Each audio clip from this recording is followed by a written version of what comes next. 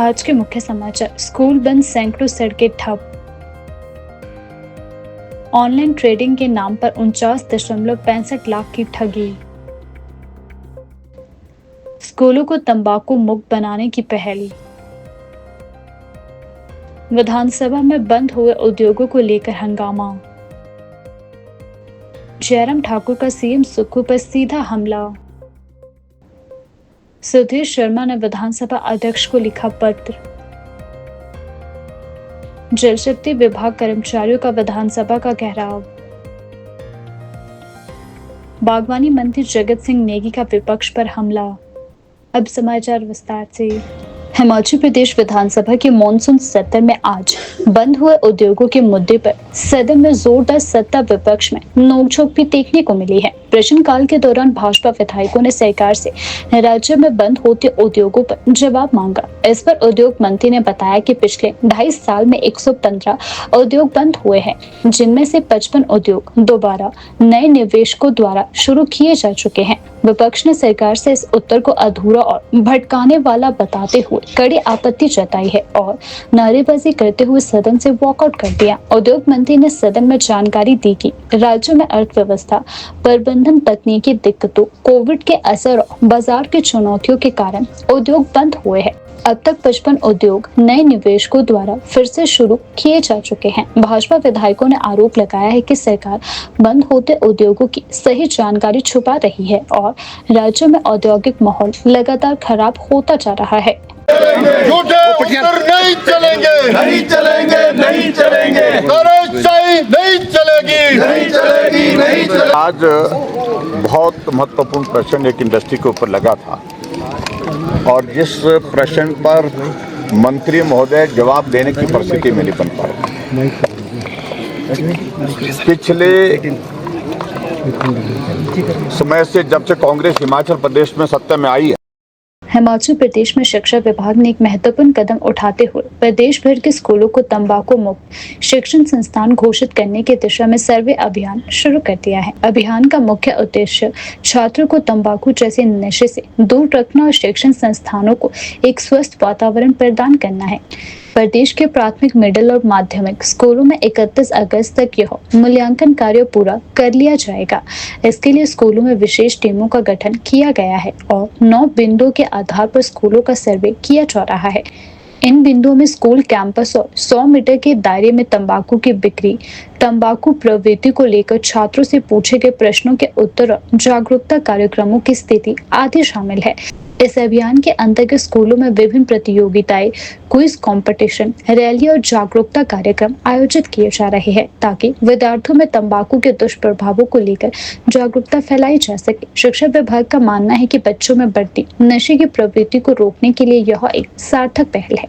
यदि किसी स्कूल के आसपास तंबाकू उत्पादों की बिक्री पाई जाती है तो संबंधित विक्रेताओं पर 50 से 200 रुपए तक का जुर्माना लगाया जाएगा। साथ ही आम नागरिक और स्कूल प्रबंधन ऐसे मामलों की शिकायत तंबाकू नियंत्रण प्रकोष्ठ या नोडल अधिकारी से कर सकते हैं। इस संदर्भ में उच्च शिक्षा उपनिदेशक सोलन गोपाल चौहान ने जानकारी देते हुए बताया कि स्कूलों में सर्वे चल रहा है और रिपोर्ट उच्च अधिकारियों को भेजी जा रही है। विद्यार्थियों को रोजाना प्रतियोगिताओं और अन्य माध्यमों से जागरूक किया जा रहा है ताकि स्कूल न केवल तंबाकू मुक्त हो बल्कि छात्रों के लिए एक सुरक्षित और स्वच्छ वातावरण बन सके। शिक्षा विभाग की यह पहल हिमाचल प्रदेश को तंबाकू मुक्त शिक्षा प्रणाली की ओर ले जाने में मील का पत्थर साबित हो सकती है। यदि यह अभियान सफल रहा तो अन्य राज्यों के लिए भी एक अनुकरणीय उदाहरण बन सकता है। हिमाचल प्रदेश विधानसभा में उस समय दिलचस्प मोड़ आया जब धर्मशाला से विधायक सुधीर शर्मा द्वारा मुख्यमंत्री ठाकुर सुखविंदर सिंह सुक्खू के खिलाफ भेजे गए अवमानना के पत्र को विधानसभा अध्यक्ष ने अस्वीकार कर दिया। सुधीर शर्मा ने स्पीकर को पत्र लिखकर मुख्यमंत्री के खिलाफ विशेषाधिकार हनन प्रोविजनल मोशन लाने की मांग की थी, लेकिन विधानसभा अध्यक्ष ने पत्र को नियमों के अनुरूप न मानते हुए खारिज कर दिया। विधानसभा अध्यक्ष ने पत्र को खारिज करते हुए कहा कि विधायक द्वारा भेजा गया पत्र और उसमें उठाया गया मुद्दा विधानसभा प्रक्रिया एवं कार्य संचालन नियमावली के अनुसार विशेषाधिकार हनन की परिभाषा में नहीं आता है। तथ्यों से परे होती है, तो इसलिए मैंने ये लिखा है कि सदन को बार बार गुमराह किया जा रहा है, मिसलीड किया जा रहा है, तो इसके ऊपर जो है प्रिविलेज मोशन जो है वो उनको सौंपा है और जिसको वो स्टडी करेंगे। लेकिन जो हमने आंकड़े दिए हैं वो खुद से अपने बना करके प्रयोग करना जो है वो मैं समझता हूँ न्याय संगत है, ताकि जानकारी सब तक पहुँचे सदन के अंदर किस तरह से गलत आंकड़े, चाहे वो रोज़गार के हों, चाहे वो जो बजट के अंदर बातें कही गई हैं वो हों, अगर वो भी सच नहीं है और उसके ऊपर भी काम नहीं हो रहे हैं तो चिंता का विषय बन जाता है। और अगर नहीं करना है तो वो आंकड़े नहीं देने चाहिए, इतना सा विषय है। जानकारी देनी चाहिए उनको कि कौन सा आंकड़ा सही कौन सा नहीं है। तो इसलिए जो है ये जो प्रिविलेज मोशन है इसको लाना जो है बहुत ज़रूरी हो गया था। हिमाचल प्रदेश विधानसभा के मॉनसून सत्र में आज उद्योग नीति को लेकर सत्ता पक्ष और विपक्ष के बीच जबरदस्त टकराव देखने को मिला। सदन में नेता प्रतिपक्ष और पूर्व मुख्यमंत्री जयराम ठाकुर ने मुख्यमंत्री सुखविंदर सिंह सुक्खू पर सीधा राजनीतिक हमला बोलते हुए कहा कि सरकार प्रदेश के औद्योगिक व्यवस्था को बर्बादी की ओर धकेल रही है। जयराम ठाकुर ने कहा कि प्रश्नकाल के दौरान उद्योगों पर पूछे गए सवाल का जवाब जब उद्योग मंत्री ने दिया तो उसके बाद मुख्यमंत्री ने बिना वजह राजनीतिक मंशा से हस्तक्षेप करते हुए विपक्ष पर गंभीर आरोप लगाए। मुख्यमंत्री केवल राजनीतिक माहौल बनाने के लिए बोल रहे हैं, उन्हें प्रदेश के अर्थव्यवस्था और रोजगार से कोई लेना देना नहीं है। यह वाक्य जयराम ठाकुर के द्वारा कहा गया है। नेता प्रतिपक्ष ने सरकार पर प्रदेश में औद्योगिक माहौल खराब करने का आरोप लगाते हुए कहा कि कई औद्योगिक इकाइयां बंद हो चुके हैं, निवेशक राज्य से पलायन कर रहे हैं, सरकार उद्योगपतियों पर अनावश्यक दबाव बना रही है, बिजली दरों में लगातार बढ़ोतरी से लागत में इजाफा हो रहा है। यह सरकार उद्योगपतियों से फालतू मांगे पूरी करवाने की कोशिश कर रही है। ऐसे माहौल में कौन सा निवेशक हिमाचल में निवेश करना चाहेगा? पहले ये कहना चाहता हूँ कि विशेष तौर से जो आज सदन के अंदर हुआ है, सदन के अंदर जब उद्योग मंत्री ने अपना जवाब दिया, जवाब देने के पश्चात मुख्यमंत्री सप्लीमेंट करने के लिए खड़े हुए और उनने विशुद्ध राजनीतिक मकसद के साथ अपनी बात कहनी शुरू की और गंभीर आरोप लगाने की उनने वहाँ पर कोशिश की। और मैं इस बात को लेकर के बड़ा साफ कहना चाहता हूँ कि जब से हिमाचल प्रदेश में सुक्खू जी के नेतृत्व में सरकार बनी है, हिमाचल की इंडस्ट्री तबाह होकर के, बर्बाद होकर के हिमाचल प्रदेश से बाहर जाने के लिए विवश हुई है। बहुत सारे यूनिट तो बंद हुए हैं, जो प्रश्न का उत्तर आज है, और बहुत सारी इंडस्ट्री के यूनिट यहाँ से दूसरे राज्यों के लिए पलायन होने के लिए विवश हुए हैं, क्योंकि कि जिस प्रकार से लूट यहाँ हिमाचल प्रदेश के अंदर मची हुई है, बहुत गलत तरीके से दबाव डाल करके इंडस्ट्री वालों को परेशान करके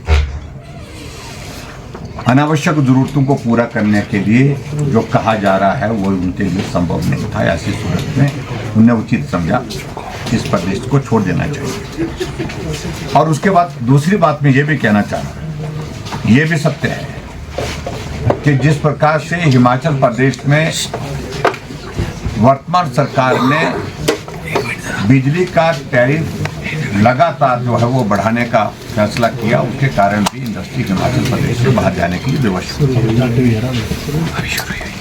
तो इसलिए मैं बड़ा साफ कहना चाह रहा हूं कि सही बात तो ये है कि हिमाचल प्रदेश सरकार के ऊपर अपने आप आपदा आई हुई, क्योंकि मुख्यमंत्री के सामने कांग्रेस पार्टी की प्रभारी की उपस्थिति में, कांग्रेस पार्टी की प्रदेश की अध्यक्षा की उपस्थिति में वहां नारे लगे और सरकार दो फाड़ में हो गई। और उस कारण से जो फजीहत मुख्यमंत्री की हुई है, जो सरकार की हुई है, उसको छुपाने के लिए मुख्यमंत्री बहुत ज्यादा फ्रस्ट्रेशन में है। हिमाचल प्रदेश के पालमपुर उपमंडल क्षेत्र के एक पूर्व अधिकारी साइबर ठगी के शिकार बन चुके हैं। ऑनलाइन ट्रेडिंग में 2 गुना मुनाफा दिलाने का झांसा देकर शातिर ठगों ने उनसे 49.65 लाख रुपए की ठगी कर ली है। धोखाधड़ी का यह मामला साइबर क्राइम थाना शिकारी धर्मशाला में दर्ज किया गया है। पूर्व अधिकारी ने पुलिस को दी गई शिकायत में बताया कि वे पहले भी ऑनलाइन ट्रेडिंग में निवेश कर चुके हैं, लेकिन कुछ समय से इससे दूरी बनाए हुए थे।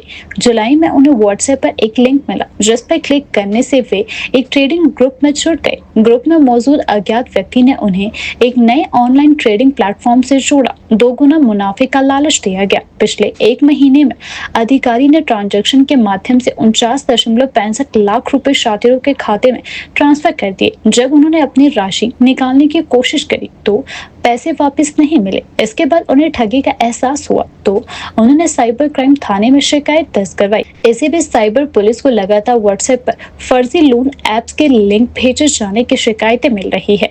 इन ऐप्स को डाउनलोड करने के बाद मोबाइल डाटा चोरी होने और फोन ब्लॉक होने की घटनाएं सामने आई है। कई मामलों में पीड़ितों के फोन का पूरा कंट्रोल अज्ञात शातिरों के हाथ चला गया। साइबर पुलिस ने एडवाइजरी जारी करते हुए कहा कि किसी भी अनजान लिंक पर क्लिक ना करें, अज्ञात स्रोत से भेजे गए ऐप इंस्टॉल ना करें। यदि गलती से कोई ऐप डाउनलोड हो गया हो तो तुरंत अनइंस्टॉल किया जाए। इसके बाद अपने सभी सोशल मीडिया बैंकिंग ऐप्स के पासवर्ड को तुरंत बदला जाए। संदिग्ध गतिविधि की स्थिति में तुरंत साइबर क्राइम सेल से संपर्क किया जाए।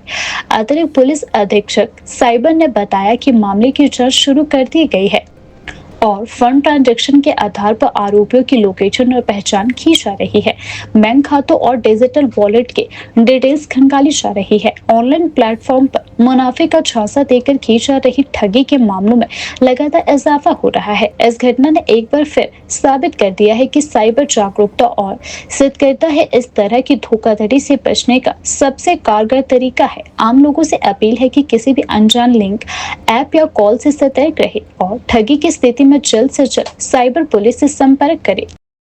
हिमाचल प्रदेश विधानसभा के मॉनसून सत्र के बीच बागवानी मंत्री जगत सिंह नेगी ने विपक्ष और खासकर नेता प्रतिपक्ष जयराम ठाकुर पर तीखा हमला बोला है। उन्होंने मीडिया से बातचीत करते हुए कहा कि विपक्ष का सदन से वॉकआउट करना अब एक नियमित आदत बन चुकी है। मंत्री ने विपक्षी दलों पर तंज कसते हुए कहा कि हर बार वॉकआउट करते विपक्ष खुद को ही कमजोर साबित कर रहा है। ये खुद अपनी ही दुविधा में फंसे हुए हैं। जगत सिंह नेगी ने कल की कार्यवाही का हवाला देते हुए कहा कि जब नेता प्रतिपक्ष सदन में उपस्थित नहीं थे तब भी सदन की कार्यवाही सुचारू रूप से चली। इससे साफ है कि सदन किसी एक व्यक्ति पर निर्भर नहीं है। उन्होंने कहा कि जनता अब इन राजनीतिक नाटकों को समझ चुकी है और सत्ता पक्ष जनहित के कार्यों में पूरी तरह प्रतिबद्ध है। इसमें तो कोई गतिरोध नहीं है।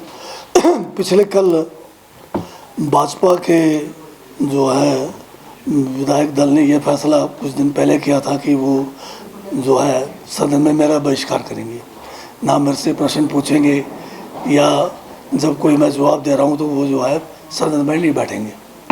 तो उसका तो कल इन्होंने अपने आप ही जो है उसमें एक माननीय सदस्य डॉक्टर हंसराज ने प्रश्न भी पूछा, सप्लीमेंट्री भी पूछा। तो ये पता नहीं बहिष्कार किस किस्म का है। लगता है कि भाजपा का एक गुट बहिष्कार करना चाहता है, दूसरा पक्ष जो है सदन में मेरे से प्रश्न पूछना भी चाहता है। तो ये खुद ही अपने दुविधा में फंसे हुए हैं। तो उसमें मेरा कुछ लेना देना नहीं है। ये अपनी दुविधा में रहे, जो इनको ठीक लगता है करते हैं। बिल्कुल सही किया है। जो व्यक्ति प्रदेश का मुख्यमंत्री रहते हुए प्रदेश को आर्थिक कंगाली में ले जाए, प्रदेश में जो है हर तरह से जब मौका था कि प्रदेश को आर्थिक रूप से बुलंदियों में पहुंचाने का मौका था, उस मौके को इन्होंने खो दिया। तो मैंने टिप्पणी ठीक ही किया है। और भी नेता प्रतिपक्ष है, कल देखा होगा ये थे नहीं, तो सदन बहुत बढ़िया चला। सारे जितने भी प्रश्न थे पूछे गए और उसके अलावा जो भी और अन्य कार्य थे वो हुए।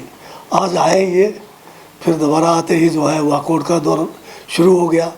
तो इससे लगता है कि ये जो है कोई गंभीर नहीं है मामला। 67 के तहत आपदाओं को लेकर इन्होंने लाया, परंतु जब जवाब सुनने की बारी आई तो ये सदन से बाहर निकल गए।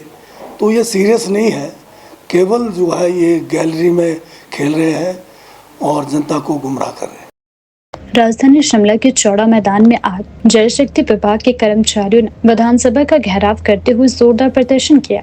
कर्मचारियों का आक्रोश साफ तौर पर झलक रहा था। वे वेतन विसंगतियों, नियमितीकरण, पदोन्नति और लंबित मांगों को लेकर सरकार के खिलाफ सड़क पर उतर आए सैकड़ों की संख्या में एकत्रित कर्मचारियों ने हाथों में बैनर और तख्ते लेकर विधानसभा का घेराव करने की कोशिश की। हालांकि पुलिस ने सुरक्षा घेरे को मजबूत रखते हुए उन्हें चौड़ा मैदान तक ही सीमित कर दिया।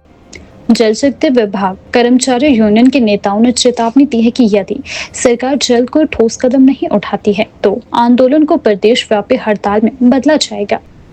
यूनियन ने कहा कि यह केवल चेतावनी है, हमारी समस्याओं का हल नहीं निकला तो हम जल आपूर्ति बंद करने जैसे कठोर कदम उठाने को भी मजबूर होंगे। नहीं चलेगी, नहीं चलेगी। अभी तो यह लड़ाई है, आगे बड़ी लड़ाई है, अभी तो यह लड़ाई है, आगे बड़ी लड़ाई है। हिमाचल सरकार होश में आओ, होश में आओ, होश में आओ, हिमाचल सरकार होश में आओ, होश में आओ, होश में आओ। पहले अपना परिचय देना चाहूँगा। मैं हर्ष चौहान मुल्तान सिरमौर जिला के राजगढ़ क्षेत्र सब डिवीज़न का हूँ। जल शक्ति विभाग मंडल राजगढ़ के तहत मेरी नौकरी है और जिला सिरमौर से और विभिन्न जिलों से पूरे राज्य से आज ये हमारे 2000 के बीच पैरा वर्कर इकट्ठे हुए हैं। सरकार से अपनी नियमित पॉलिसी बारे हम बात करना चाह रहे हैं। हमें सैलरी 5000 6000 मात्र दी जा रही है, जिससे हमारा घर का जो पालन पोषण है वो करने में हम पूर्णतः असमर्थ हैं।